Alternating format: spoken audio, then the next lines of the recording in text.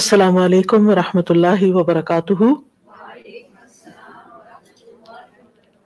اہلا وسہلا ومرحبا، نحمده ونصلی علی رسولہ الکریم، اما بعد فاعوذ باللہ من الشیطان الرجیم، بسم اللہ الرحمن الرحیم، رب اشرح لی صدری ویسر لی امری واحلل عقدۃ من لسانی یفقہوا قولی۔ وَإِذَا سَأَلَكَ عِبَادِي عَنِّي فَإِنِّي قَرِيبٌ أُجِيبُ دَعْوَةَ الدَّاعِ إِذَا دَعَانِ فَلْيَسْتَجِيبُوا لِي وَلْيُؤْمِنُوا بِي لَعَلَّهُمْ يَرْشُدُونَ۔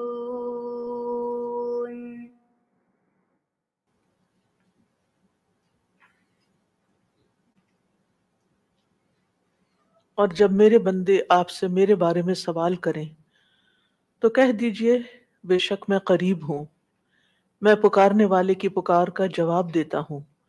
جب وہ مجھے پکارے تو ان کو چاہیے کہ وہ میرا حکم مانیں اور مجھ پر ایمان رکھیں تاکہ وہ ہدایت پائیں۔ الحمدللہ، اللہ سبحانہ تعالیٰ کے خاص کرم اور فضل کے ساتھ آج ہم اپنا پروگرام قریب مجیب اس کی ابتدا کرنے والے ہیں۔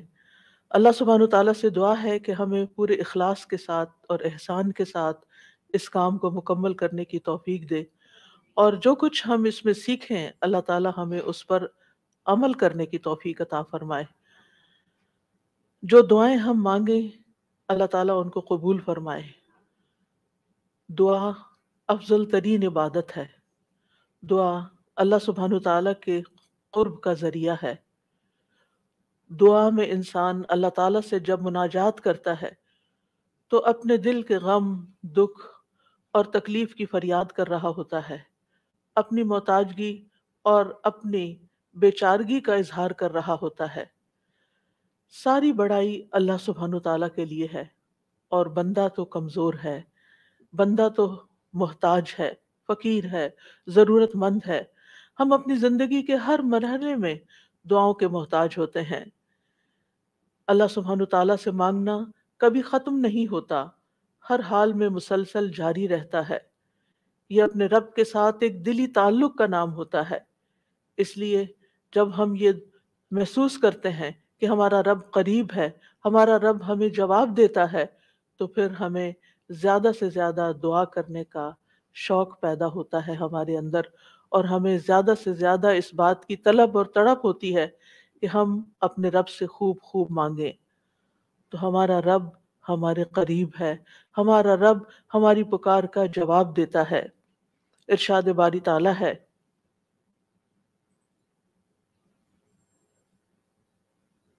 فاستغفروه ثم توبوا إليه إن ربي قريب مجيب۔ ان ربی قریب مجیب، اس کو پورے احساس کے ساتھ، شوق کے ساتھ، محبت کے ساتھ کہیں، ان ربی قریب مجیب، پورے یقین کے ساتھ، تاکہ آپ کی دعاؤں کے اندر ایک اثر پیدا ہو جائے، دعائیں قبول ہو جائیں۔ دعا مانگنے کے آداب میں سے یہ ہے کہ انسان سب سے پہلے اللہ سبحانہ تعالیٰ کی حمد و ثنا بیان کرے۔ ابن مسعود رضی اللہ عنہ کہتے ہیں، جب کوئی آدمی اللہ سے سوال کرنے کا ارادہ کرے، یعنی دعا مانگنے کا ارادہ کرے، نیت کرے، تو پہلے وہ اللہ کی ایسی حمد و ثنا بیان کرے جو اس کے لائق ہے، پھر نبی صلی اللہ علیہ وسلم پر درود بھیجے، اس کے بعد دعا کرے۔ تو گویا پہلے اللہ تعالیٰ کی تعریف، پھر درود شریف، اور پھر اپنی حاجت اور اپنا سوال۔ بس اس طرح کرنے سے ممکن ہوگا کہ وہ کامیاب ہو جائے، یعنی اس کی دعا پوری ہو جائے۔ مسند احمد کی ایک روایت میں آتا ہے، رسول اللہ صلی اللہ علیہ وسلم نے ایک آدمی کو نماز میں دعا کرتے ہوئے سنا کہ اس نے نہ اللہ عز و جل کا ذکر کیا اور نہ ہی نبی صلی اللہ علیہ وسلم پر درود پڑھا، یعنی جو آخر میں ہم اتحیات میں پڑھتے ہیں۔ تو رسول اللہ صلی اللہ علیہ وسلم نے فرمایا اس نے جلد بازی سے کام لیا. پھر اسے بلایا اور اسے اور دوسروں سے فرمایا جب تم میں سے کوئی شخص نماز پڑھے تو پہلے اپنے رب کی تعریف و ثنا کرے. تو ہم نماز شروع کرتے ہیں اللہ اکبر کہہ کر، تو سب سے پہلے ہاتھ باندھ کر کیا کرتے ہیں؟ سبحانک اللہم و بحمدک و تبارک اسمک و تعالی جدک. اللہ تعالیٰ کی تسبیح بیان کرتے ہیں، حمد کرتے ہیں، اللہ تعالیٰ کی بڑائی بیان کرتے ہیں. اس کے بعد سورۃ الفاتحہ پڑھتے ہیں تو وہاں بھی اللہ تعالیٰ کی سب سے پہلے حمد و ثنا کرتے ہیں، اللہ تعالیٰ کی صفات کا ذکر کرتے ہیں، پھر اس کے بعد دعا مانگتے ہیں. اسی طرح جب ہم نماز کا اختتام کر رہے ہوتے ہیں تو نماز کے اختتام پر بھی ہم اللہ تعالیٰ کی تعریف کے بعد پھر ہم درود شریف پڑھتے ہیں، اور نماز کے بالکل آخری حصے میں پھر جتنی چاہیں دعائیں مانگیں، پھر دعائیں قبول بھی ہوتی ہیں. تو یہ نماز کے اینڈ پر، یعنی پہلے حمد و ثنا، اللہ کا ذکر، تسبیحات جیسے رکوع میں تسبیح، اور پھر رکوع سے اٹھتے ہوئے اللہ تعالیٰ کی تعریف، اور پھر مختلف یعنی ارکان ادا کرتے ہوئے بار بار اللہ اکبر کا کہنا، اور پھر اس کے بعد یہ کہ جب سارے کام پورے ہو جاتے ہیں تو پھر اللہ تعالیٰ سے مانگا جاتا ہے کہ اللہ تعالیٰ تو ہمیں عطا کر. تو جس نے پہلے اپنے رب کی تعریف کی، پھر نبی صلی اللہ علیہ وسلم پر درود پڑھا، اور پھر اس کے بعد دعا کی تو اس کی دعا قبول ہوگی. جہاں تک اللہ سبحانہ تعالیٰ کی تعریف کا، حمد و ثنا کا تعلق ہے، تو اس میں ہم قرآن مجید کی طرف اگر رجوع کریں تو سب سے بہترین ثنا اور دعا اور اللہ تعالیٰ کی تعریف کا آغاز سورۃ الفاتحہ سے ہوتا ہے. الحمد للہ رب العالمین الرحمن الرحیم مالک یوم الدین ایاک نعبد و ایاک نستعین اہدنا الصراط المستقیم صراط الذین انعمت علیہم غیر المغضوب علیہم ولا الضالین. سورۃ الفاتحہ اللہ تعالیٰ کی حمد و ثنا پر مشتمل سورت ہے.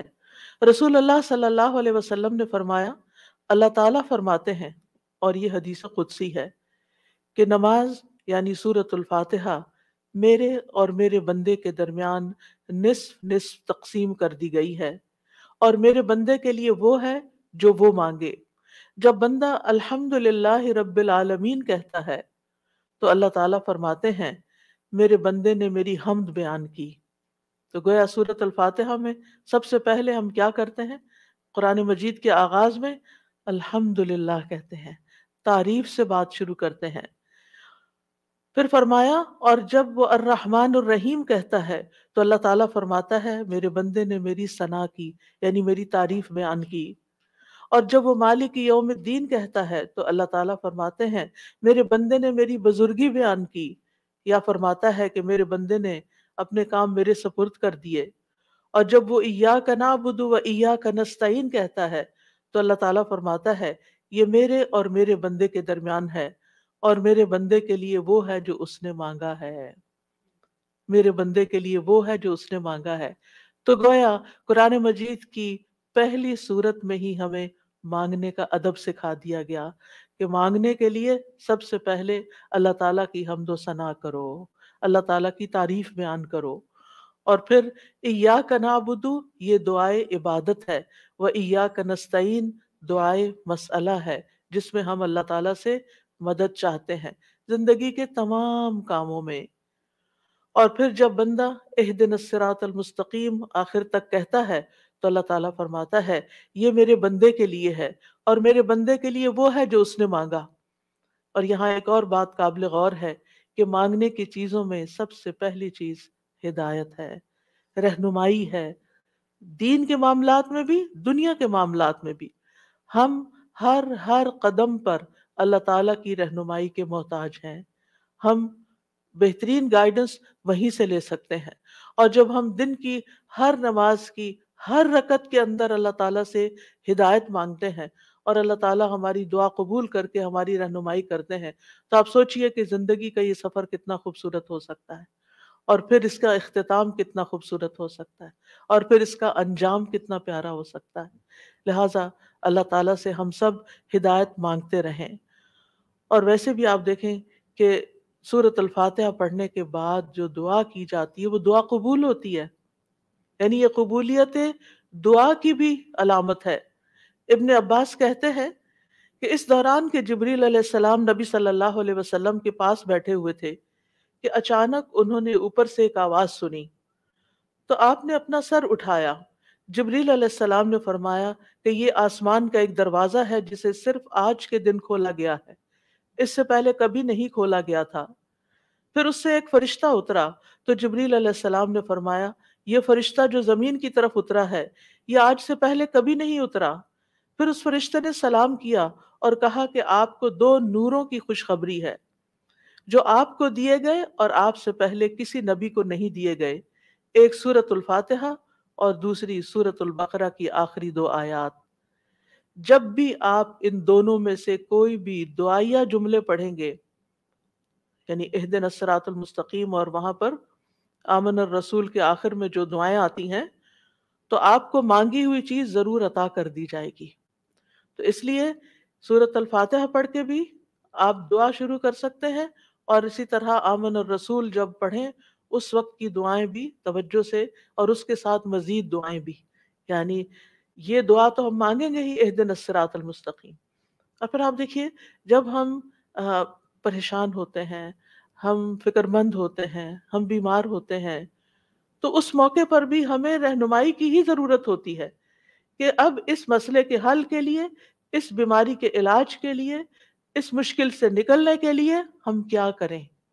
پھر اللہ تعالیٰ رستہ دکھا دیتا ہے اور ہم اس رستے کو اختیار کرتے ہیں اور اس مشکل سے باہر آ جاتے ہیں۔ تو اس لیے انسان کو ان دونوں چیزوں پر پورا اعتماد ہونا چاہیے۔ اور پھر آپ دیکھیے کہ حمد ہوتی کیا ہے؟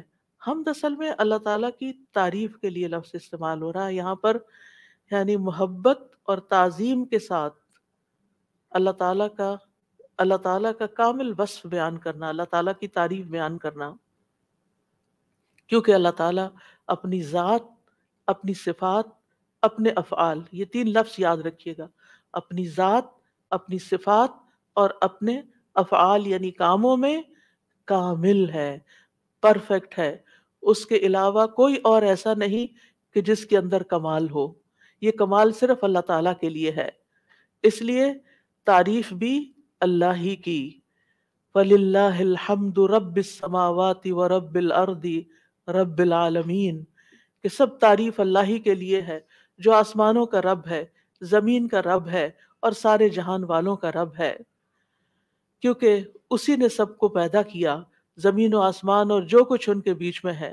اور پھر یہ کہ ہر نعمت جو ہمیں ملی اسی کی طرف سے، سب چیزوں کو پیدا کرنے والا خالق وہ، ہمارا بھی خالق وہ، اور پھر اس کے بعد ہمارا مالک بھی وہ، ہمارا رازق بھی وہ، جو کچھ بھی ہمارے پاس ہے، وَمَا بِكُم مِّن نِعْمَةٍ فَمِنَ اللَّهِ، اسی کی طرف سے ہے۔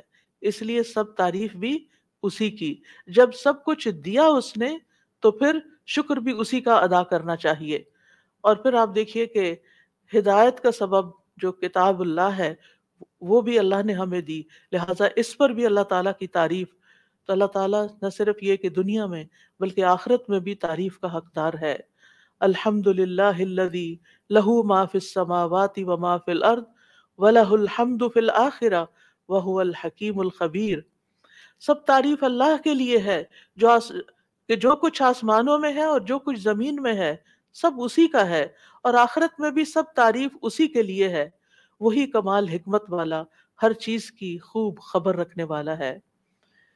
اور پھر اللہ تعالیٰ کی صفات کا جو ذکر ہے کہ کیوں نہ اس کی تعریف کی جائے، کیونکہ وہ تو مہربان ہے، رحمان اور رحیم ہے، اور اللہ تعالیٰ کی 100 رحمتیں ہیں جن میں سے صرف ایک اس دنیا کے لیے ہے، باقی 99 آخرت کے لیے۔ اس لیے تعریف دنیا میں بھی اللہ کی اور آخرت میں بھی۔ اور پھر مالک یوم الدین بھی وہی ہے کہ جس دن ہمارے اعمال کا فیصلہ ہوگا، اس لیے تعریف اسی کی کہ اس نے یہ فیصلہ اپنے ہاتھ میں رکھا ہے، اور پھر ہم اسی کی عبادت کرتے ہیں۔ جس رب کی اتنی صفات ہوں پھر اس کی عبادت کیوں نہ کی جائے، اور اسی سے ہم مدد چاہتے ہیں، اور سب سے پہلے ہدایت چاہتے ہیں، اور پھر انعام یافتہ لوگوں میں شامل ہونا چاہتے ہیں، ان لوگوں میں نہیں جن پر رب ناراض ہے، اور ان میں بھی نہیں کہ جو بھٹکے ہوئے لوگ ہیں۔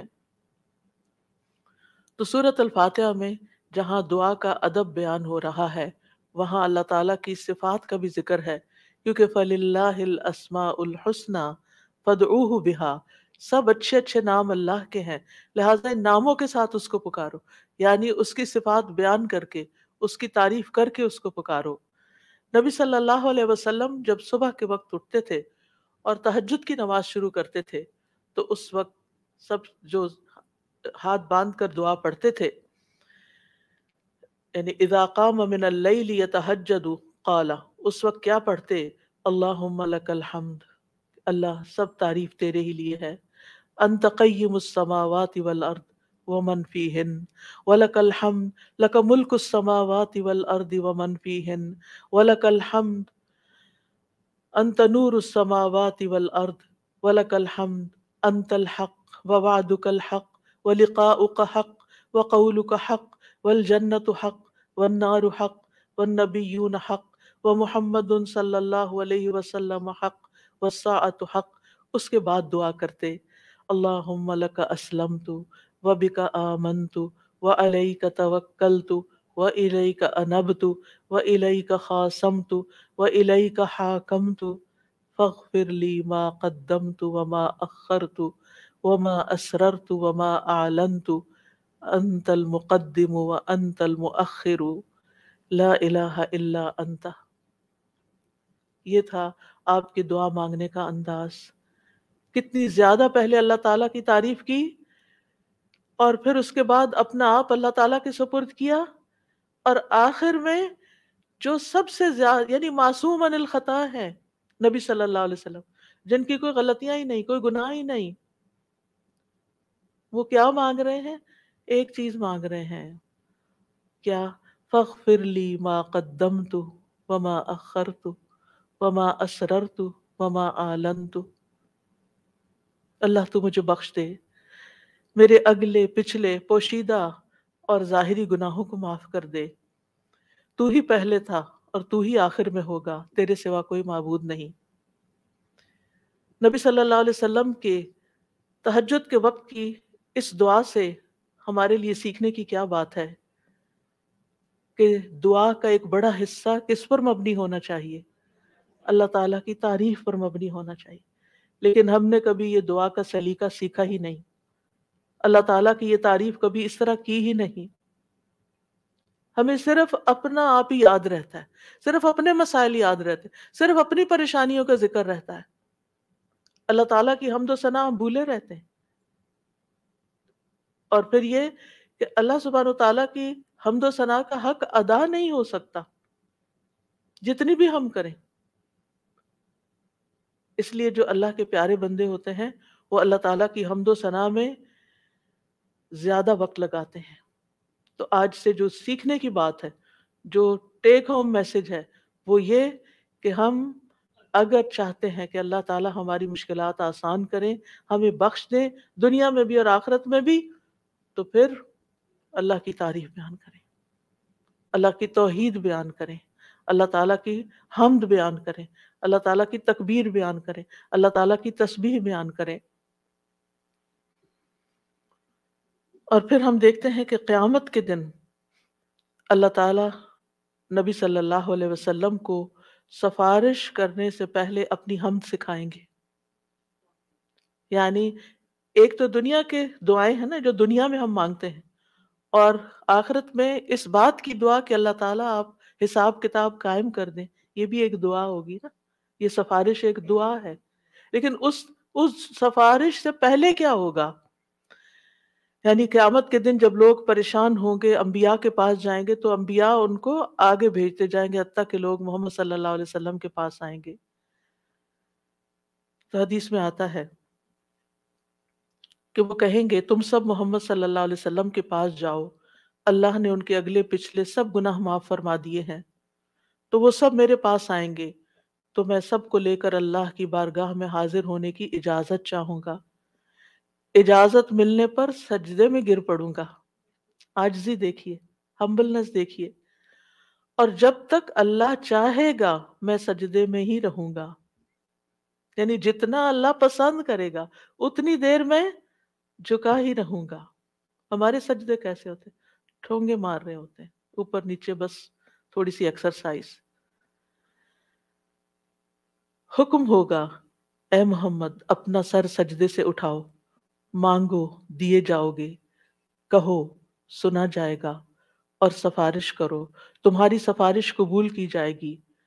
میں اپنا سر اٹھاؤں گا اور اللہ کی وہ حمد کروں گا جو مجھے اس کی طرف سے سکھائی جائے گی، یعنی اس دن سکھائی جائے گی، اور وہ حمد وہیں ملے گی، اور ان الفاظ سے حمد کریں گے. یعنی وہ حمد آج ہمیں نہیں پتا، آپ کو بھی نہیں پتا، اس وقت آپ کو سکھائی جائے گی. یعنی وہ ایسی حمد ہوگی جو اس سے پہلے کبھی نہیں ہوگی. اور پھر اللہ تعالیٰ کی حمد کے بعد آپ دعا کریں گے اور پھر حساب کتاب شروع ہو جائے گا. کیسا ہے وہ دن جس سے ہم غافل رہتے ہیں، جس کو ہم بھولے رہتے ہیں. اگر اس دن کی فکر لگ جائے تو دنیا کی ساری پریشانیاں ختم ہو جائیں، سارے دکھ دور ہو جائیں، سارے مسئلے ہی ختم ہو جائیں، کوئی مسئلہ ہی نہ رہے. اس لیے ہم سب کو اپنی زندگی کا اس رمضان میں جو سیکھنے کی بات ہے وہ یہ کہ دعائیں تو ہم کریں گے، لیکن اس سے زیادہ ہم اللہ تعالیٰ کی حمد و ثنا بیان کریں گے. اللہ تعالیٰ کی حمد و ثنا کے دو حصے ہیں، ایک تسبیح ہے اور ایک تحمید ہے. اللہ سبحانہ تعالیٰ نے اپنی تسبیح اور تحمید دونوں کا حکم دیا ہے. سورۃ الحجر میں آتا ہے فسبح بحمد ربک، یعنی حمد کے ساتھ اور کیا کرو؟ تسبیح کرو. وَقُم مِّنَ الساجدین، اور سجدہ کرنے والوں میں سے ہو جائیں. سورۃ النصر میں آتا ہے فسبح بحمد ربک واستغفرہ انہ کان توابا. آپ اپنے رب کی حمد کے ساتھ اس کی تسبیح کیجئے اور اس سے بخشش طلب کیجئے، یقیناً وہ بڑا توبہ قبول کرنے والا ہے. سورۃ الواقعہ میں آتا ہے فسبح بسم ربک العظیم. سورۃ الاعلیٰ میں آتا ہے سبح اسم ربک الاعلیٰ، یعنی باقاعدہ تسبیح کا حکم دیا گیا ہے. ایک اور جگہ آتا ہے وسبح بحمد ربک بالعشی والابکار، صبح و شام اپنے رب کی حمد کے ساتھ تسبیح کیجئے. اللہ تعالیٰ اہل ایمان کو بھی حکم دیتے ہیں، مجھے اور آپ کو بھی حکم دیتے ہیں یا ایھا الذین آمنوا اذکروا اللہ ذکرا کثیرا وسبحوہ بکرۃ واصیلا. اے ایمان والو اللہ کو بکثرت یاد کرو اور صبح و شام اس کی تسبیح کیا کرو. کیوں؟ اس لیے کہ اللہ سبحانہ تعالیٰ نے خود اپنی تسبیح بیان کی ہے. سبحان الذی اسری بعبدہ لیلا من المسجد الحرام الی المسجد الاقصی. فرشتے اس کی تسبیح بیان کرتے ہیں، یسبحون بحمد ربہم. انبیاء اس کی تسبیح بیان کرتے ہیں. رسول اللہ صلی اللہ علیہ وسلم اللہ تعالیٰ کی تسبیح بیان کرتے تھے. کائنات کی ہر چیز اللہ کی تسبیح بیان کر رہی. وَإِن مِّن شَيْءٍ إِلَّا يُسَبِّحُ بِحَمْدِهِ وَلَٰكِن لَّا تَفْقَهُونَ تَسْبِيحَهُمْ.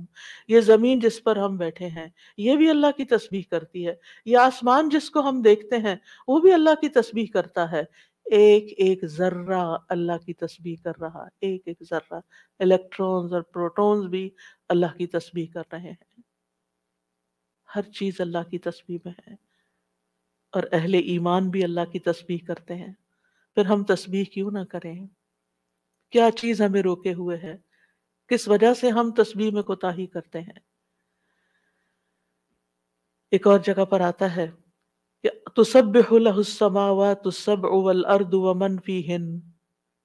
ساتوں آسمان اور زمین اس کی تسبیح کرتے ہیں اور جو بھی ان میں ہے. پرندے بھی اللہ کی تسبیح بیان کرتے ہیں، بجلی کی کڑک بھی اللہ کی تسبیح بیان کرتی ہے. داؤد علیہ السلام کے ساتھ پہاڑ اور پرندے بھی تسبیح کیا کرتے تھے، فرشتے بھی تسبیح کرتے ہیں. اور حاملین عرش اللہ سبحانہ تعالیٰ کی ہر وقت تسبیح و تحمید میں لگے رہتے ہیں. الذین یحملون العرش ومن حولہ یسبحون بحمد ربہم. کیا زبردست کام ہے ان کا، جن کو سب سے اعلیٰ ترین ڈیوٹی دی گئی ہے کہ وہ عرش الہی کو اٹھا کے رکھے. وہ فرشتے جو عرش اٹھائے ہوئے ہیں اور جو اس کے ارد گرد ہیں، سب اپنے رب کی حمد کے ساتھ اس کی تسبیح بیان کرتے ہیں۔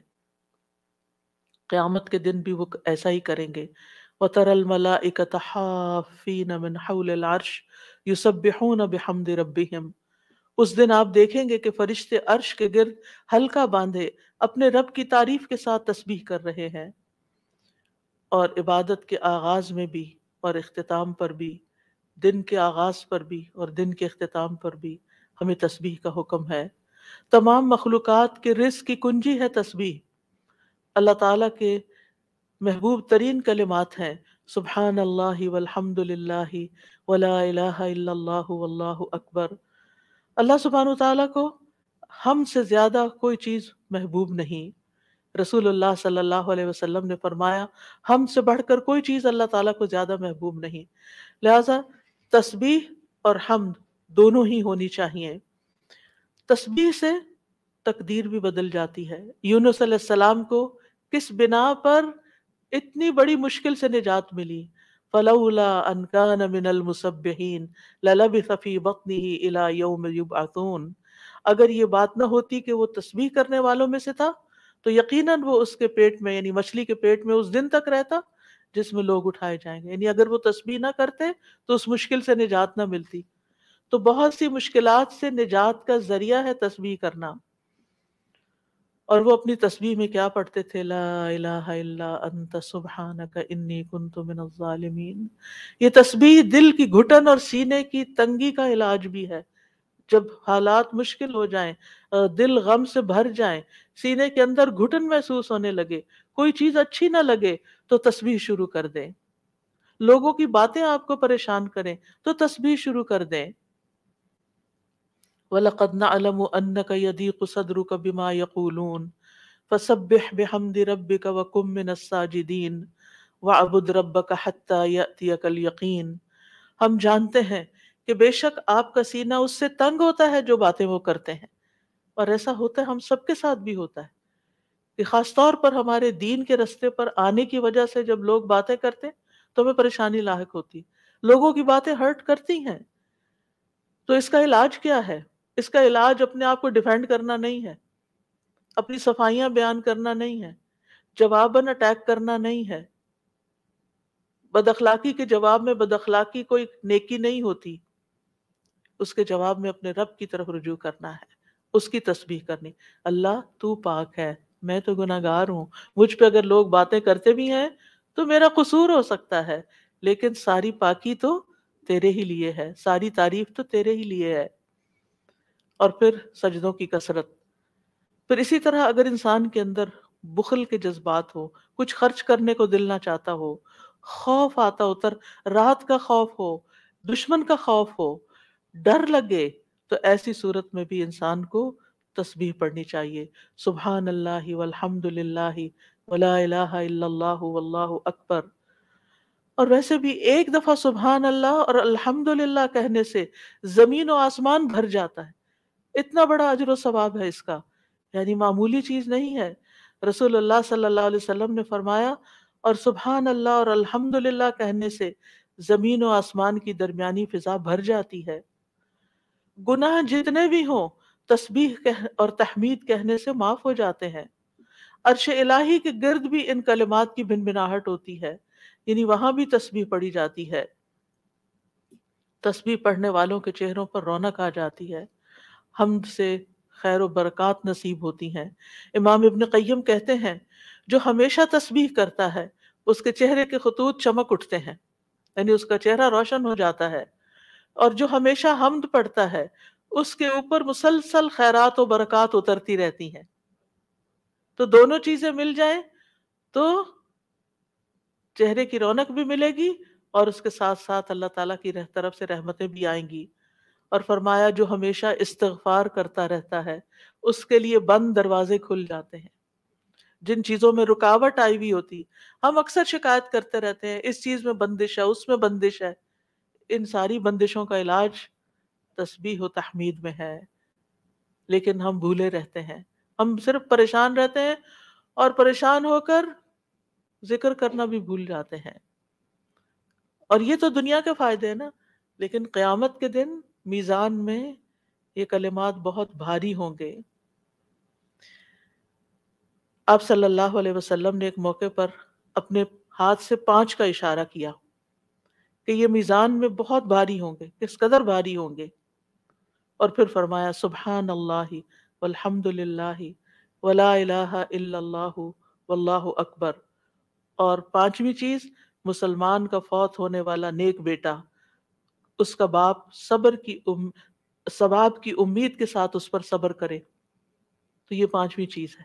یعنی اگر کسی والد یا والدہ یا والدین دونوں کا جوان بیٹا فوت ہو جائے اور وہ نیک بھی ہو، جس سے یہ توقع ہو کہ ہمارے مرنے کے بعد وہ ہمارے لیے دعائیں کرے گا، لیکن انسان اللہ کی خاطر صبر کر لیتا ہے، تو یہ صبر میزان میں بہت زیادہ وزنی ہو جائے گا، اور قیامت کے دن سب سے زیادہ بہترین بندے وہ ہوں گے جو دنیا میں سب سے زیادہ حمد کرنے والے ہوں گے۔ اللہ کی تسبیح اور تحمید کے مسنون کلمات بھی ہیں جو نبی صلی اللہ علیہ وسلم نے خود سکھائے۔ آپ صرف اتنا بھی پڑھ سکتے ہیں، سبحان اللہ سبحان اللہ سبحان اللہ۔ آپ نے دیکھا ہوگا کچھ لوگوں کی گفتگو کا تکیہ کلام ہوتا ہے سبحان اللہ، ہر دوسری بات میں وہ سبحان اللہ کہہ رہے ہوتے ہیں۔ اور خاص طور پر سبحان اللہ سورج طلوع ہونے اور غروب ہونے سے پہلے 100 بار پڑھا جائے تو یہ 100 اونٹوں سے زیادہ بہتر ہے۔ پھر اسی طرح سبحان اللہ کا مطلب کیا ہے کہ اللہ تعالیٰ پاک ہے، کس چیز سے؟ ہر نقص سے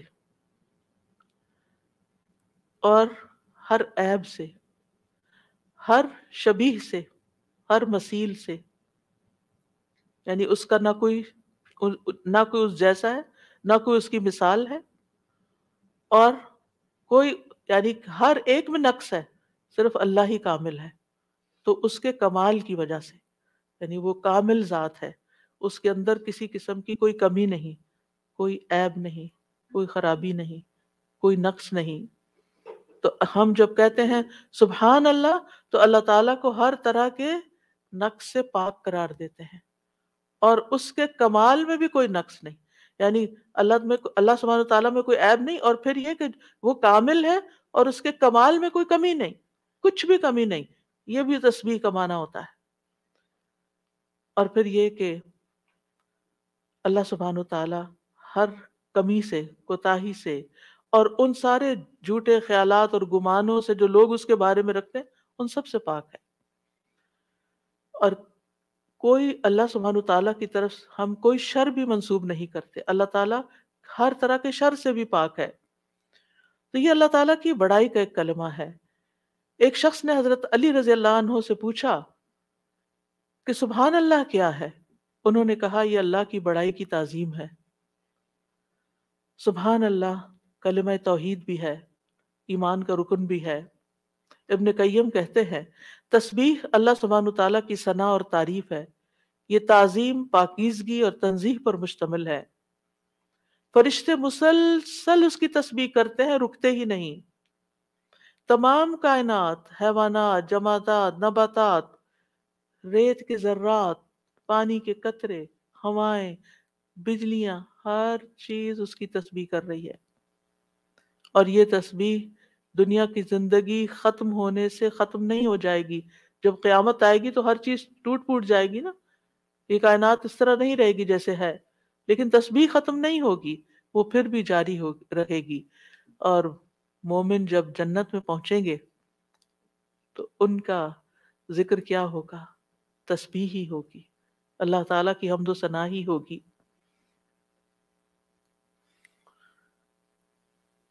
تو نماز بھی اللہ کے لیے ہوتی ہے، دعا بھی اللہ تعالیٰ سے کی جاتی ہے، اسی طرح تسبیح بھی صرف اللہ کی ہوتی ہے۔ آپ کسی انسان کی تسبیح نہیں کر سکتے۔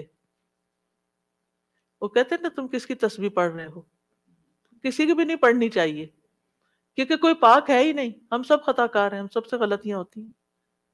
تو اس لیے یہ بھی صرف اور صرف خالصتاً اللہ کے لیے۔ اور کلمہ سبحان جو ہے یہ اللہ کے سوا کسی کے لیے نہیں بولا جا سکتا، یہ نام بھی نہیں رکھنا چاہیے بچوں کا۔ اگر کوئی بھول کے رکھ چکا ہے تو اس کو تھوڑا سا آلٹر کر لے، سبحان رکھ لیں، ٹھیک ہے؟ سبحان نام نہیں رکھتے، یہ نام میں نے سنا تھا کہیں، کسی نے رکھا ہوا تھا. تو سبحان جو ہے یہ یعنی ہر عیب سے پاک یہ کیسے ہو سکتا ہے کوئی؟ صرف یہ تو اللہ تعالیٰ ہی کی صفت ہے. تو اس لیے اللہ تعالیٰ ہی پاک ہے، اور اس کے سوا کسی کی پاکی بیان نہیں کی جا سکتی کہ وہ بالکل پاک انسان ہے، پیور ہے. نہیں، سب کے اندر کوئی نہ کوئی کمی بیشی ہوتی ہے. تسبیح کے دوسرے مسنون الفاظ ہیں سبحان اللہ و بحمدہ. اس میں سبحان اللہ کے ساتھ حمد کا بھی ذکر کر دیا گیا.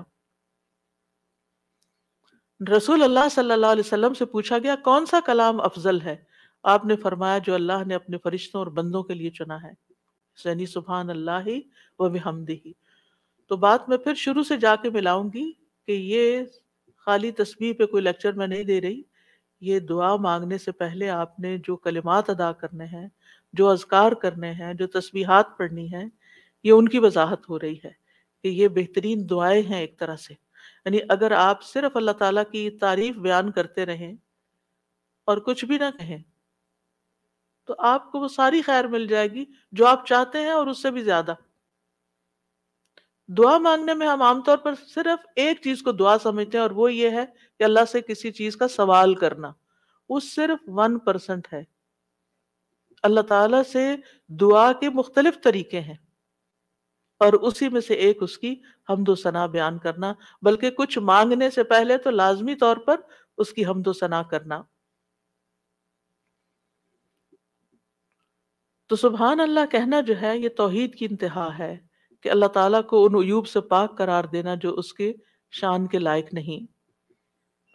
اور پھر یہ کہ کوئی بھی چیز جو اللہ تعالیٰ کی عظمت کے خلاف ہے، کوئی بات، کوئی کام، کوئی اشارہ، کوئی چیز، ان سب کو بھی نگیٹ کرنا. اب اس میں آپ دیکھیں کہ ہم ایک طرف سبحان اللہ کہتے ہیں کہ اللہ تعالیٰ ہر عیب سے پاک ہے، دوسری طرف کہتے ہیں وَبِحَمْدِهِ اور اس کی تعریف بیان کرتا ہوں.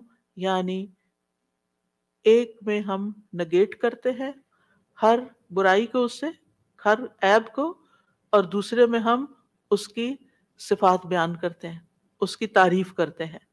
تو تعریف مکمل ہی تب ہوتی ہے جب آپ تسبیح بھی کریں اور حمد بھی کریں. تو سبحان اللہ کو الحمدللہ کے ساتھ ملا کر پڑھنے کی فضیلت زیادہ ہے. یعنی ویسے تو آپ صرف تسبیح سبحان اللہ سبحان اللہ سبحان اللہ بھی کہہ سکتے ہیں، لیکن یہ عادی بات ہے. لیکن جب آپ کہتے ہیں سبحان اللہ و بحمدہ، تو ابن تیمیہ کہتے ہیں کہ تسبیح تحمید کا ساتھی ہے، یہ ساتھ ہی آنی چاہیے، یعنی تعریف بھی ساتھ ہونی چاہیے. تیسرا ورژن ہے سبحان اللہ و بحمدہ سبحان اللہ العظیم. پاک ہے اللہ اپنی حمد کے ساتھ، پاک ہے اللہ جو بہت عظمت والا ہے. رسول اللہ صلی اللہ علیہ وسلم نے فرمایا 2 کلمے ایسے ہیں جو زبان پر ہلکے ہیں، میزان میں بہت بھاری ہیں، اور رحمان کو بہت محبوب ہیں، اور وہ ہیں سبحان اللہ و بحمدہ سبحان اللہ العظیم. اور اس میں بھی ہم دیکھتے ہیں کہ اللہ تعالیٰ کی پاکی بھی بیان ہو رہی ہے، تعریف بھی ہو رہی ہے، اور اس کی عظمت کا بھی بیان ہے. یہاں ایک اور چیز کا اضافہ ہو گیا، یعنی وہ اتنا عظیم ہے کہ ہماری عقل اس تک پہنچ ہی نہیں سکتی، ہم اس کی عظمت کا احاطہ ہی نہیں کر سکتے. ابن جریر کہتے ہیں العظیم سے مراد وہ ہستی ہے جس کی مخلوق تعظیم بجا لاتی ہے، اس سے ہیبت رکھتی ہے، اس سے ڈرتی ہے. یعنی اتنی عظیم، یعنی ہم یہ کیوں کہتے ہیں سبحان اللہ العظیم؟ اللہ تعالیٰ کے تو بہت سے نام ہیں، بہت سی صفات ہیں. یہ اصل میں ہم اپنی کم مائگی کا اعتراف کر رہے ہوتے ہیں کہ یا اللہ آپ اتنے بڑے ہیں کہ ہم تو آپ کی تعریف کا حق ہی ادا نہیں کر سکتے. اور یہ ایک حقیقت ہے، ہم حق ادا نہیں کر سکتے. ہم اللہ تعالیٰ کی عظمت کو پا ہی نہیں سکتے، وہ ہمارے گمان سے کہیں بڑا ہے. یعنی جتنا بڑا آپ اس کو خیال کریں وہ اس سے بھی آگے. وہ اپنی ذات میں بھی عظیم ہے اور اپنی صفات میں بھی عظیم ہے. پھر ایک اور ورژن ہے سبحان اللہ والحمد للہ ولا الہ الا اللہ واللہ اکبر. اللہ پاک ہے، اسی کی تعریف ہے، اس کے علاوہ کوئی معبود نہیں ہے، اور اللہ سب سے بڑا ہے. نبی صلی اللہ علیہ وسلم نے فرمایا جب تم سبحان اللہ کہو گے تو اللہ تعالیٰ کہے گا تم نے سچ کہا، جب تم الحمدللہ کہو گے تو اللہ تعالیٰ فرمائے گا تم نے سچ کہا، جب تم لا الہ الا اللہ کہو گے تو اللہ تعالیٰ فرمائے گا تم نے سچ کہا، جب تم اللہ اکبر کہو گے تو اللہ تعالیٰ فرمائے گا تم نے سچ کہا۔ لیکن ہم نے کبھی آج تک سوچا کہ ہم جو کہہ رہے ہیں اللہ تعالیٰ کیا جواب دے رہے ہیں؟ سبحان اللہ والحمد للہ ولا الہ الا اللہ واللہ اکبر۔ یعنی ایک طرف ہم اللہ تعالیٰ کو پاک قرار دیتے ہیں، پھر اس کی تعریف بیان کرتے ہیں اس کی تمام صفات کمال و جمال کے ساتھ، پھر اللہ تعالیٰ کی توحید بیان کرتے ہیں لا الہ الا اللہ کہہ کر، اور پھر اللہ اکبر کہہ کر کیا کہتے ہیں کہ اللہ تعالیٰ سب سے بڑا معبود ہے، سب سے بڑا ہے۔ یعنی سب سے بڑے کا کیا مطلب ہے؟ جن بھی چیزوں سے ہم امپریس ہو جاتے ہیں، جن کی بڑائی اور ہیبت ہمارے دل میں آ جاتی ہے، جن کے بارے میں ہمارا یہ عقیدہ یہ خیال بن جاتا ہے کہ یہ بڑی چیز ہے، اللہ ان سب سے بڑا ہے۔ یعنی اللہ کے مقابلے میں یا اللہ سے بڑھ کر کسی اور کی بڑائی ہے ہی نہیں، اور ہمارے دل میں بھی نہیں ہونی چاہیے، وہ نکل جانی چاہیے۔ جب ہم اللہ اکبر کہتے ہیں تو ہمیں واقعی اس کو اللہ کو بڑا مانتے ہوئے کہنا چاہیے، صرف زبان سے الفاظ نہیں دہرانے۔ یعنی بعض اوقات ہم کسی کے پاس بہت دولت دیکھتے ہیں یا سنتے ہیں کہ اچھا اتنا، پچھلے دنوں ایسے ہی کسی کے بارے میں وہ گزرتے گزرتے میں نے دیکھا کہ ان کے پاس فلاں چیز 500 کروڑ کی ہے۔ ان کا اچھا، اب کتنے ہی لوگ ہوں گے کہ جو دیکھ دیکھ کے واو کر رہے ہوں گے کہ 500 کروڑ، اوئے ہوئے ہوئے۔ ایسی یہ انسان کی کمزوری ہے۔ اپنے جیسے انسانوں کے پاس اگر کوئی چیز دیکھتا ہے، اگر آپ کہیں کہ فلاں کے پاس ایک گھر بھرا ہوا سونے کا ہے، تو کہ اچھا، ہم دوسروں کے مال و دولت سے امپریس ہو جاتے ہیں۔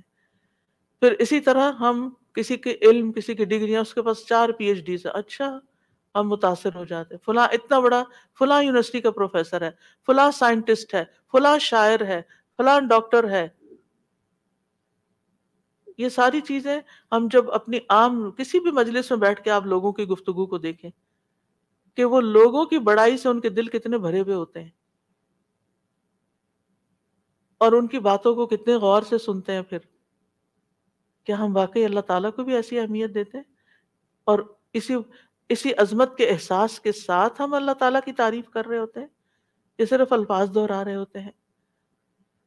تو اللہ سبحانہ تعالیٰ سب عقل رکھنے والوں سے بڑی عقل رکھتا ہے، سب حکمت والوں سے بڑا حکیم ہے، سب رزق رکھنے والوں سے بڑا رازق ہے، غنی ہے، القدیر ہے، العزیز ہے، الرحیم ہے۔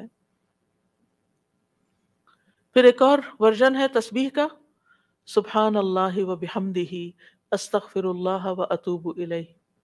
میرے خیال ہے ایک ہمارا کارڈ بھی ہے تسبیحات کا، اویلیبل ہے الحمدللہ، اچھا پیچھے موجود ہے، تو آپ یہ کارڈ ضرور لے لیجئے، اور اس کارڈ سے کم از کم یہ سارے ورژنز آپ کو انشاءاللہ مل جائیں گے کہ مختلف الفاظ میں ہم اللہ تعالیٰ کی تسبیح کرتے رہیں جو ہمیں رسول اللہ صلی اللہ علیہ وسلم نے سکھائے ہیں، ہمیں وہ پتہ ہونے چاہیے۔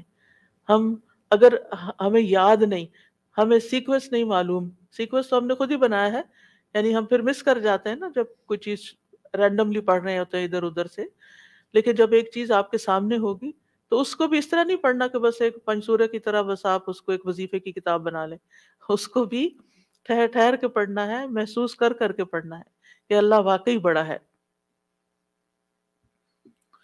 تو 5واں جو ورژن ہے وہ ہے سبحان اللہ و بحمدہ استغفر اللہ و اتوب الیہ۔ میں اللہ کی پاکیزگی بیان کرتا ہوں، اس کی حمد کے ساتھ میں اللہ سے بخشش کا طلبگار ہوں اور اسی کی طرف رجوع کرتا ہوں۔ حضرت عائشہ کہتی ہیں کہ رسول اللہ صلی اللہ علیہ وسلم کثرت سے یہ فرمایا کرتے تھے، سبحان اللہ و بحمدہ استغفر اللہ و اتوب الیہ۔ حضرت عائشہ کہتی ہے میں نے پوچھا، اے اللہ کے رسول، میں آپ کو دیکھتی ہوں آپ بکثرت یہ پڑھتے رہتے ہیں، تو آپ نے فرمایا میرے رب نے مجھے خبر دی ہے کہ میں جلد ہی اپنی امت میں ایک نشانی دیکھوں گا، اور جب میں اس کو دیکھ لوں تو بکثرت کہوں، یعنی اللہ تعالیٰ کی طرف سے مجھے حکم ملا ہے، وہ نشانی میں دیکھ چکا ہوں۔ اذا جاء نصر اللہ والفتح ورأيت الناس يدخلون في دين الله افواجا فسبح بحمد ربك واستغفره۔ اب یہاں ایک اور چیز کا اضافہ ہو گیا، تسبیح بھی، حمد بھی، اور پھر استغفار بھی۔ اور اسی پر وہ آیت بھی ہے جس کو ہم دوبارہ سن لیتے ہیں۔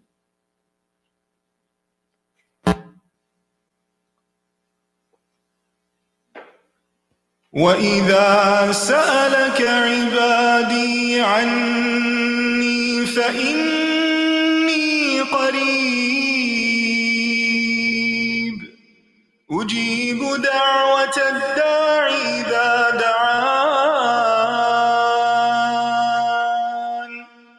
فَلْيَسْتَجِيبُوا لِي وَلْيُؤْمِنُوا بِي لَعَلَّهُمْ يَرْشُدُونَ فاستغفروه ثم توبوا إليه إن ربي قريب مجيب۔ فاستغفروه ثم توبوا الیہ ان ربی قریب مجیب۔ تو اللہ تعالیٰ کی حمد و ثنا کے ساتھ ہمیں استغفار بھی کرنا چاہیے، ساری مشکلات انشاءاللہ آسان ہو جائیں گی۔ چھٹی تسبیح، سبحان اللہ و بحمدہ عدد خلقہ ورضا نفسہ وزنۃ عرشہ ومداد کلماتہ۔ پاکیزگی ہے اللہ کی اس کی تعریفوں کے ساتھ، اس قدر جتنی کہ اس کی مخلوق ہے، اتنی کہ وہ اس سے راضی ہو جائے، اور اس کے عرش کے وزن کے برابر، اور اس قدر جتنی کہ اس کے کلمات کی روشنائی ہے۔ رسول اللہ صلی اللہ علیہ وسلم حضرت جبیریہ کے پاس سے نکلتے ہیں صبح کی نماز ادا کرنے کے لیے۔ وہ اپنی جائے نماز پر بیٹھی ہوئی تھیں، پھر دن چڑھے واپس انہی کے پاس تشریف لاتے ہیں، وہ وہیں بیٹھی ہوئی تھیں۔ آپ نے فرمایا، جس وقت میں تمہارے پاس سے گیا ہوں تم اسی طرح بیٹھی ہو؟ انہوں نے عرض کیا، جی ہاں۔ نبی صلی اللہ علیہ وسلم نے فرمایا، میں نے تمہارے بعد ایسے 4 کلمات 3 بار کہے ہیں کہ اگر تمہارے آج کے کہے ہوئے کلمات کو ان کے ساتھ وزن کیا جائے تو ان کلمات کا وزن زیادہ ہوگا، اور وہ ہیں سبحان اللہ و بحمدہ عدد خلقہ ورضا نفسہ وزنۃ عرشہ ومداد کلماتہ۔ اللہ سبحانہ وتعالیٰ کی حمد و ثنا، سبحان اللہ و بحمدہ، تسبیح حمد کے ساتھ، کتنی دفعہ؟ عدد خلقہ، اس کی مخلوقات کی تعداد کے برابر، یعنی جتنی بھی اللہ کی مخلوقات ہیں، آپ جانتے ہیں کتنی؟ گن سکتے ہیں؟ گن ہی نہیں سکتے۔ اگر ہم صرف اپنی انگلی کا ایک پور لگائیں مٹی کے اوپر اور اس کے ساتھ جتنے ذرات آئیں ہم وہ بھی نہیں گن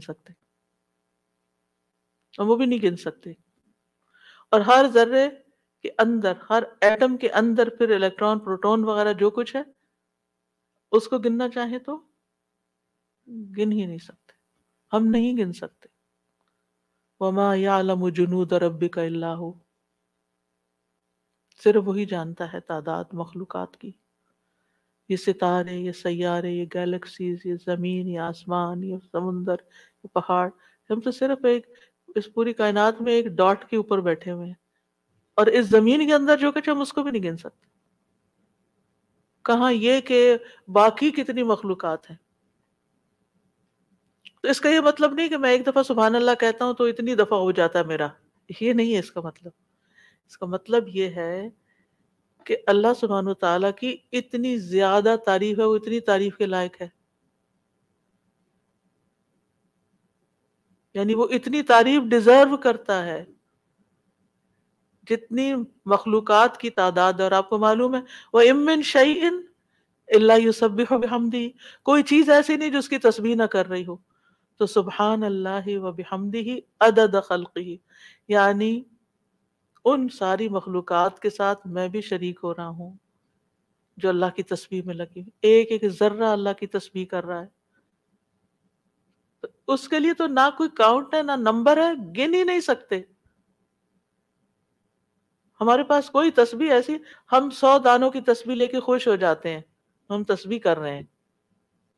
ایک 100 دفعہ پڑھ لینا کوئی، 100 دفعہ پڑھ لیا، اپنے آپ کو ہی تسلی دے دیتے ہیں. تو آپ دیکھیے کتنی اس کو کیا پرواہ ہماری 100 دفعہ کی، اگر ہم خلوص کے ساتھ نہیں پڑھتے. اس کی تو پوری کائنات اور کائنات کی ہر چیز. آپ ذرا باہر نکلیں آج، اور جب ڈرائیو کر کے جا رہے ہوں تو دائیں بائیں درختوں کو دیکھیں، پتوں کو دیکھیں، چڑیوں کو دیکھیں. آج صبح اتفاق سے پھر سنو پڑنے لگی تو میں ونڈو سے جب دیکھنے لگی تو پہلا خیال مجھے یہ آیا، یا اللہ، اچھی خاصی پڑھ رہی تھی، اتنے یعنی اس کے فلیکس ہیں، یہ سارے تسبیح کرتے ہوئے گر رہے ہیں، سجدے میں پڑھ رہے ہیں، سجدے میں پڑھ رہے ہیں، حکم مانتے چلے جا رہے ہیں، مانتے، اور جب تک اللہ کا حکم ہوگا برسیں گے، اور پھر جب ختم ہو جائے گا بس ختم ہو جائیں گے. اور تھوڑی دیر کے بعد ان کا وجود بھی ختم ہو گیا.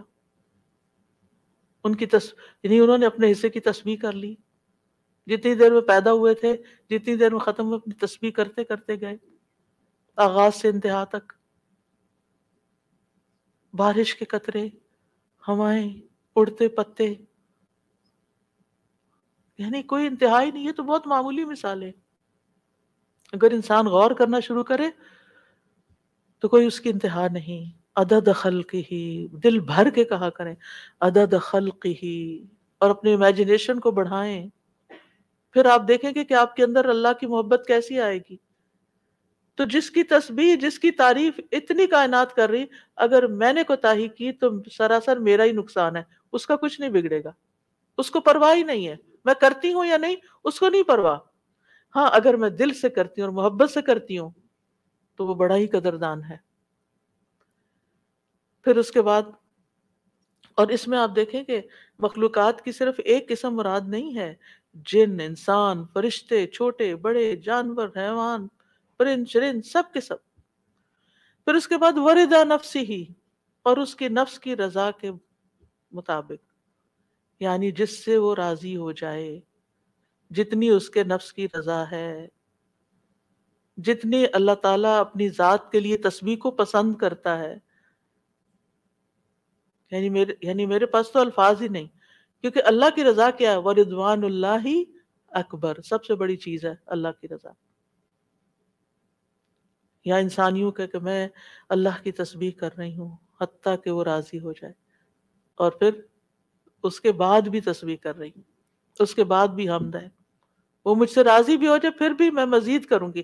یہ نہیں کہ میرا ایم یہ ہے کہ بس اللہ کو راضی کرنا ہے اور راضی ہو گیا بس میرا کام ختم. نہیں، اس سے زیادہ، اس سے آگے.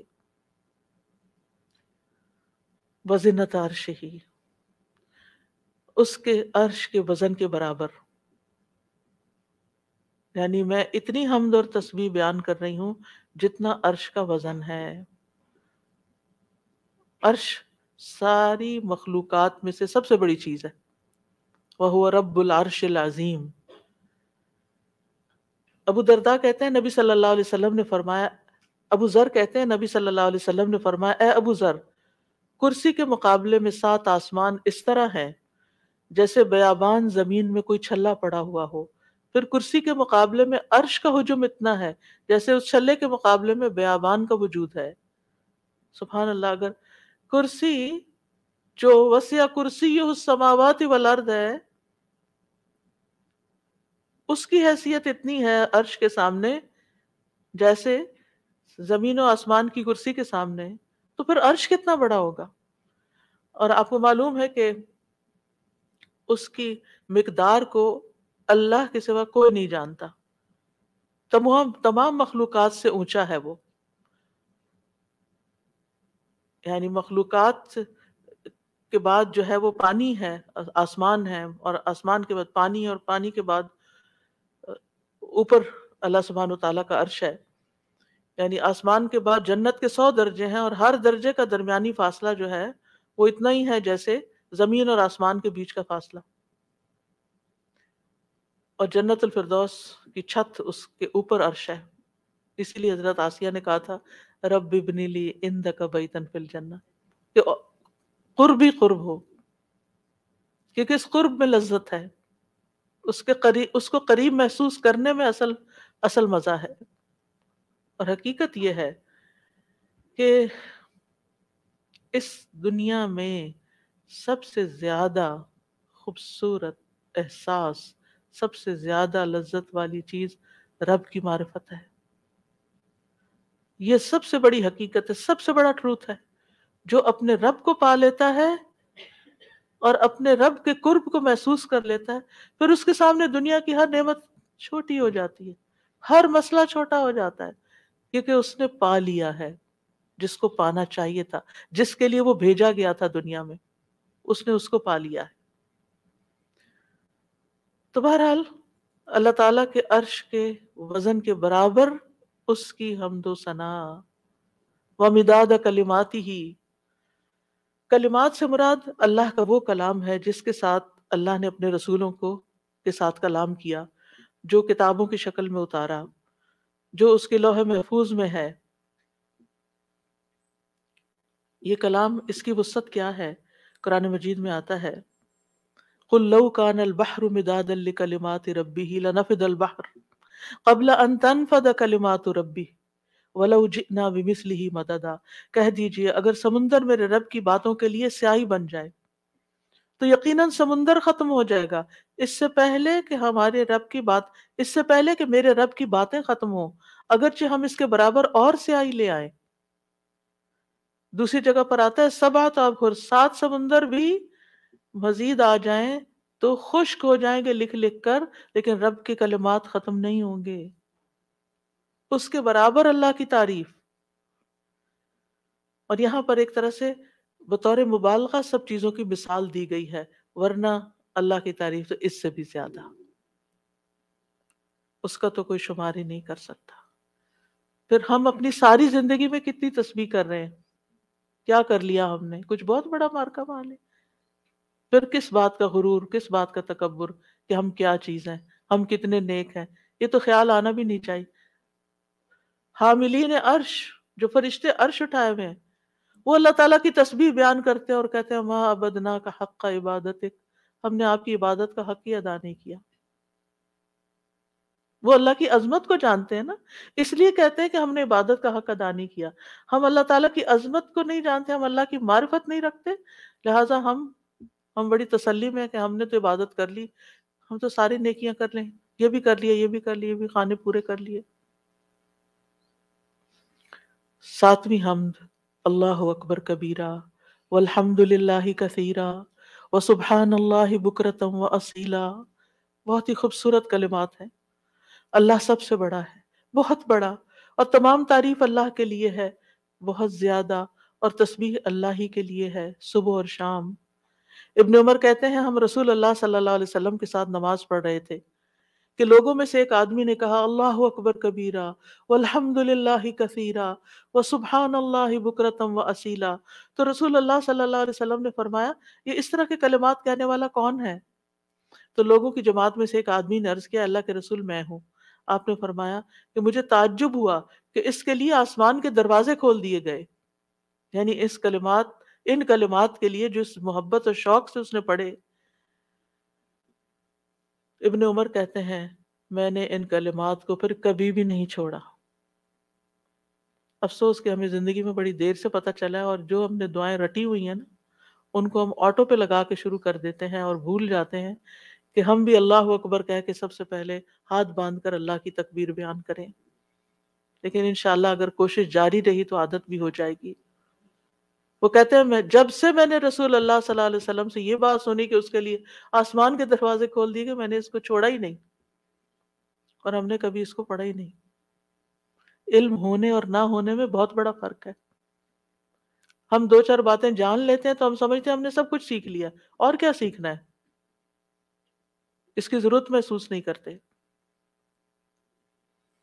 تو بہرحال اس میں اللہ تعالیٰ کی بہت زیادہ بڑائی کا اظہار ہے، اس کی تعظیم ہے، اس کی بہت زیادہ تعریف ہے، اور اس کی تسبیح ہے صبح و شام، اور ساتویں تسبیح سبحانک اللہم و بحمدک و تبارک اسمک و تعالی جدک و لا الہ غیرک۔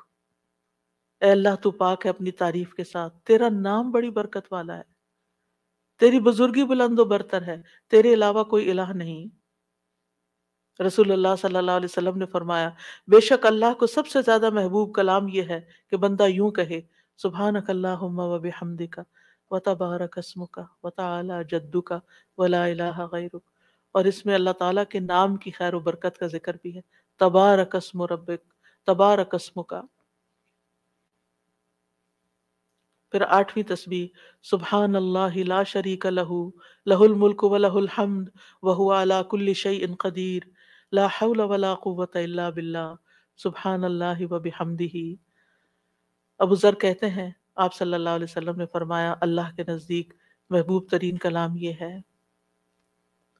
نویں تسبیح اللہم لک الحمد کلہ و الیک یرجع الامر کلہ، اے اللہ تیرے ہی لیے سب تعریف ہے اور تیری ہی طرف سب کام لوٹتے ہیں۔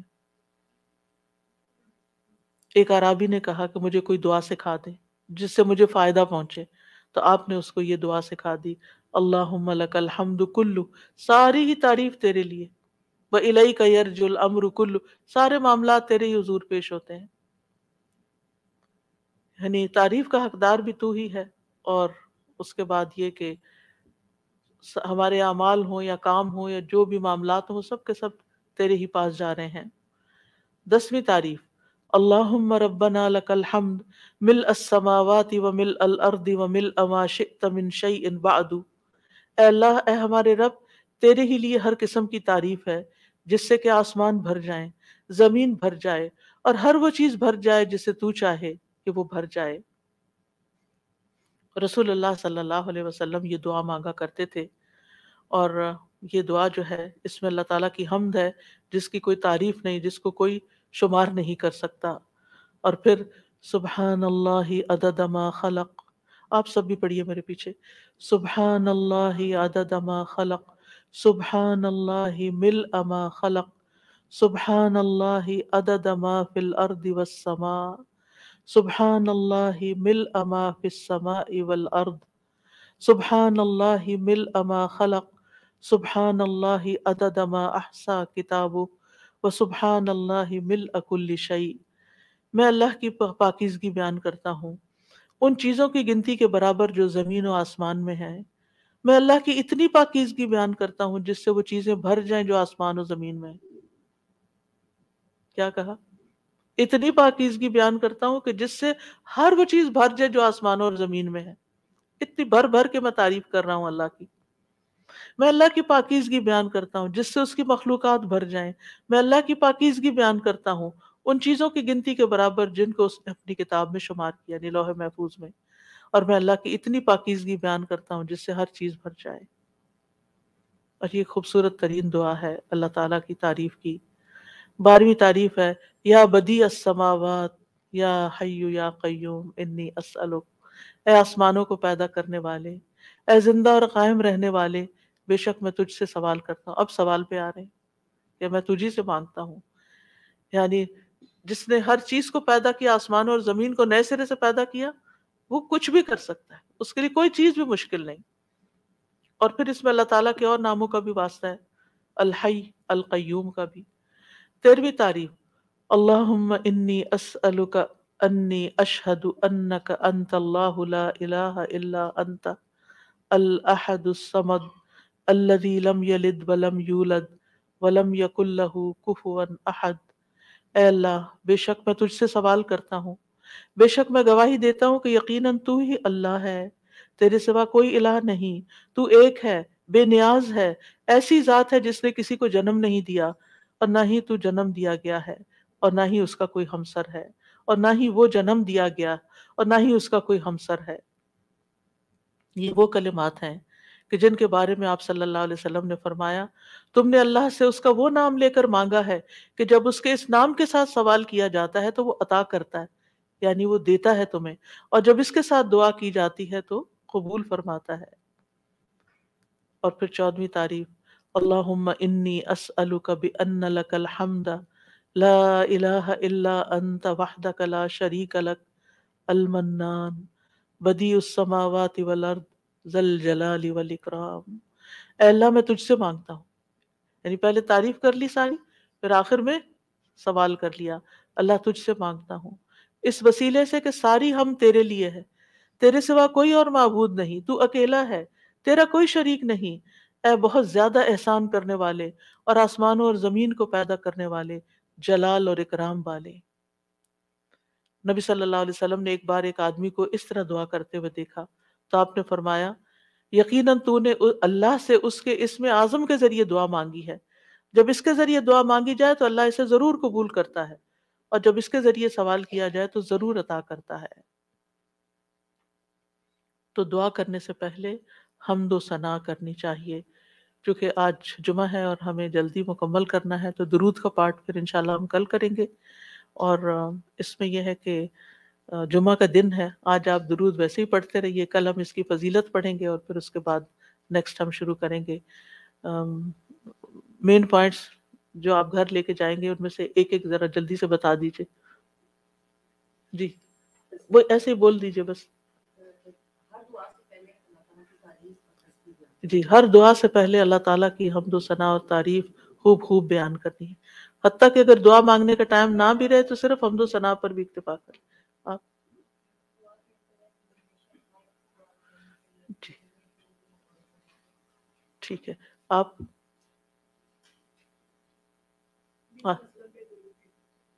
جی جی آپ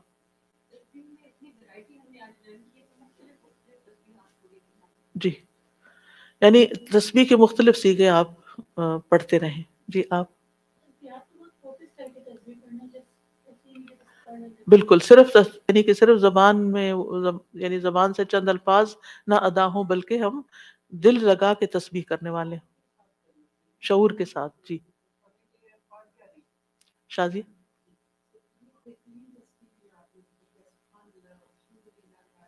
اللہ اللہ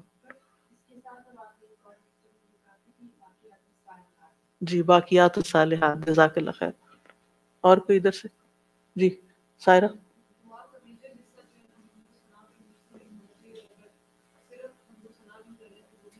انشاءاللہ۔ اور کوئی کچھ؟ جی سمینہ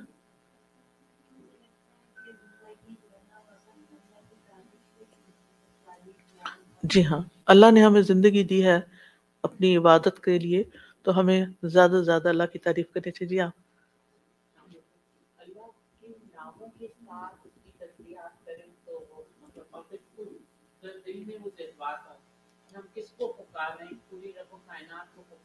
بالکل انشاءاللہ انشاءاللہ۔ تو جو چیزیں آپ نے نوٹ کی ہیں ان کو اب اپنے پاس رکھیے، کل اس کو دوبارہ مجھے تھوڑی سی شروع میں بتائیے، میرے آنے سے پہلے بھی آپ دہرا سکتے ہیں ان کو، تاکہ یہ باتیں ہمیں ازبر ہو جائیں۔ اب چونکہ جمعے کا وقت ہے، چیزیں بھی سمیٹنی ہیں تو اس لیے دیر ہو رہی ہے، ورنہ میں تھوڑا سا ٹائم میرے پاس تھا ویسے، لیکن سبحانک اللہم و بحمدک اشہد ان لا الہ الا انت استغفرک و اتوب الیک، یہ بھی ایک تسبیح ہے۔ السلام علیکم ورحمۃ اللہ وبرکاتہ۔ اللهم صل على محمد وعلى آل محمد كما صليت على إبراهيم وعلى آل إبراهيم إنك حميد مجيد۔ اللهم بارك على محمد وعلى آل محمد كما باركت على إبراهيم وعلى آل إبراهيم إنك حميد مجيد.